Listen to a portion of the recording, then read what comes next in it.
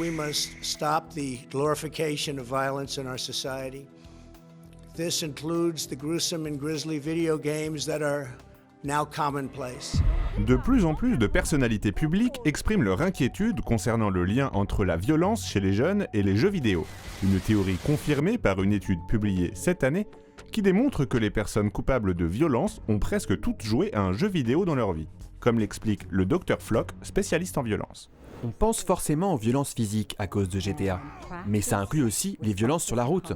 Jouer à un jeu comme Mario Kart, où on jette des carapaces de tortues sur d'autres automobilistes, c'est un appel à la haine, et c'est aussi très dangereux. D'ailleurs, la preuve qu'il existe un lien, c'est qu'avant l'apparition des jeux vidéo, on n'en parlait pas. En effet, la violence reste un phénomène relativement récent, puisqu'elle n'existait pas avant le développement du jeu vidéo à la fin des années 60. On découvre alors des lanceurs de pavés trop influencés par Tetris, et des attaques à la bombe sans doute inspirées par Bomberman. Il faut reconnaître qu'avant cette période, mis à part les guerres et les ratonnades, les croisades, les sacrifices humains, les lynchages publics ou bien les exécutions sommaires, il n'y avait pas de violence dans nos sociétés. D'après l'étude, plusieurs raisons seraient à l'origine de cette évolution. Parmi elles, la glorification du gore, la déconnexion avec la réalité, l'addiction ou encore un sens exacerbé de la compétition.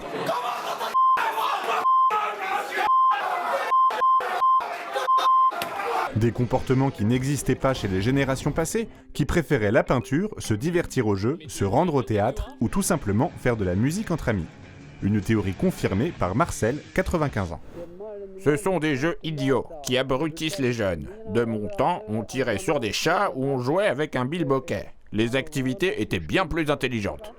De leur côté, les défenseurs des jeux vidéo expliquent que le jeu est une manière pour les jeunes de se défouler tout en se sociabilisant. Un avis que ne partagent pas les membres de l'association Parents contre jeux vidéo. Bah c'est des conneries ça. Moi quand je veux me sociabiliser, je vais boire un canon au PMU avec des copains. On a des vraies discussions, c'est plus profond.